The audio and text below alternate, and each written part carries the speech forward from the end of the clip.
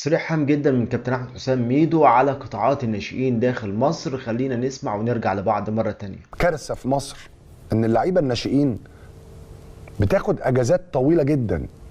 يعني ودي برضو حاجه من الحاجات المريبه.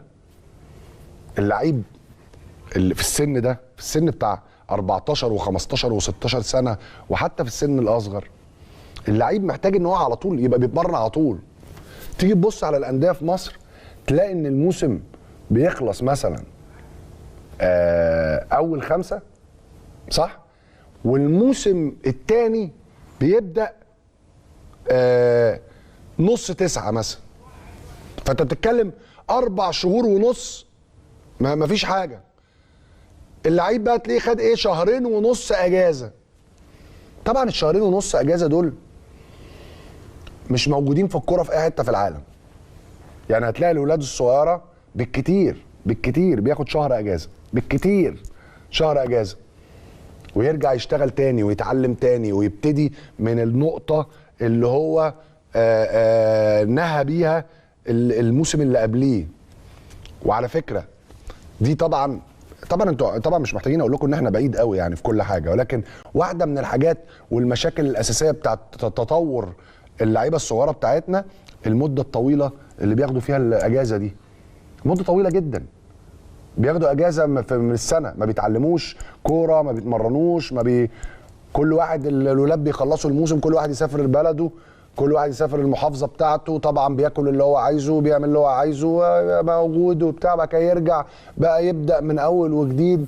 وفي انديه كبيره تخيلوا في سن يعني سن اللي انت المفروض تبقى بتتمرن على الاقل 6 ايام في الاسبوع في كل حته في العالم، الاقي انديه كبيره بيتمرنوا 3 ايام في الاسبوع بس، بيتمرن مرتين ويلعب ماتش.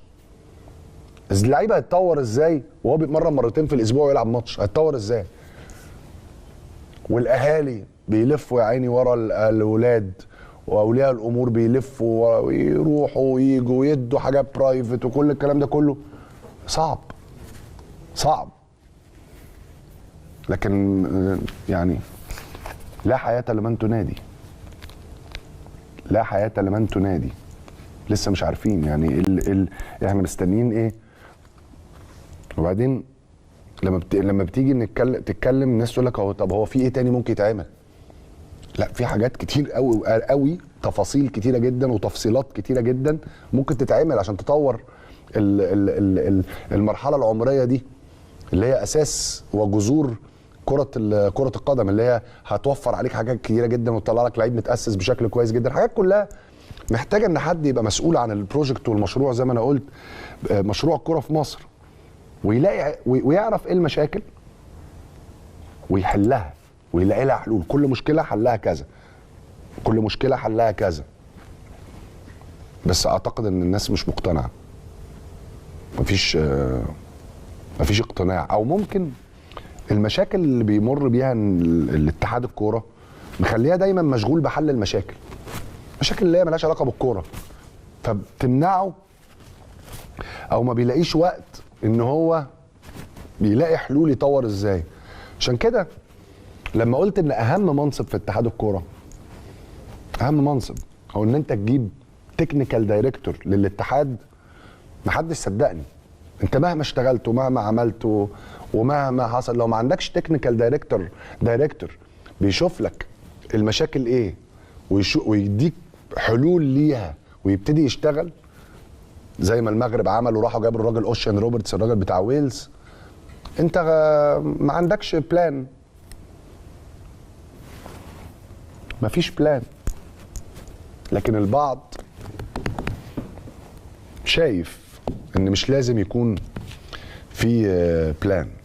زي ما حضراتكم سمعتوا كده، ده كان تعليق قوي جدا من الكابتن احمد حسام ميدو على ما يحدث داخل قطاعات الناشئين في مصر. وطبعا الراجل قارنها باوروبا، ومقارنه مش هتكون انت موجود خالص في الصوره جنبهم. دول ناس دايما شغالين، ناس دايما بيشوفوا الافضل ليهم ولابنائهم. لكن هنا بصراحه سلبيه غريبه جدا جدا. قطاع الناشئين دوت او اللاعب الناشئ على وجه الخصوص، زي ما بنتكلم طبعا في حلقه اليوم عليه، لازم يبقى رجليه داخل الملعب، اذا كان تدريب اذا كان مباريات وديه، ولازم يتعمل له مباريات وديه على اعلى مستوى، ويكون في احتكاك دايما على طول ورجليه تكون في الملعب. ولازم ان انا احسن تربيه نشئه كويس جدا لو انا عايز استثمر فيه وعايز ان انا يكون عندي قطاع قوي جدا. لكن اللي انا اخد اجازات لفتره طويله جدا وابعد الناشئ دوت عن الممارسه وعن التمرينات وعن الاحتكاك بالمباريات، فده شيء غريب جدا غير مفهوم. لابد من ان يكون في وقفه ليه. لو انت عايز تصعد كاس عالم، لو عايز تنافس على البطولات القاريه والافريقيه،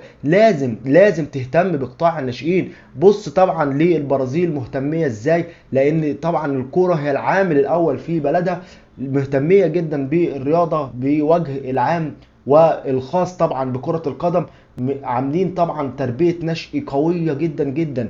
يا جماعة لازم نحاكي الناس ديت، لازم نقرب منهم شوية، لازم نتعلم منهم شوية. ما ينفعش ناشئ يقعد فترة طويلة جدا بدون تدريبات بدون احتكاك بدون ما يكون في مباريات ليه.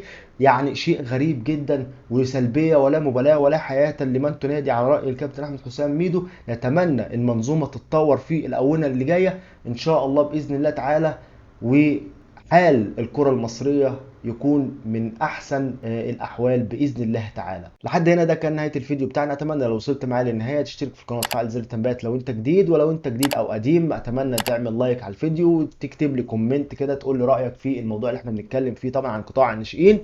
دمتم في حفظ الله ورعايته. بشكركم شكرا جزيلا على حسن وطيب المتابعه، واشوفكم في فيديو جديد باذن الله تعالى، والسلام عليكم ورحمه الله وبركاته.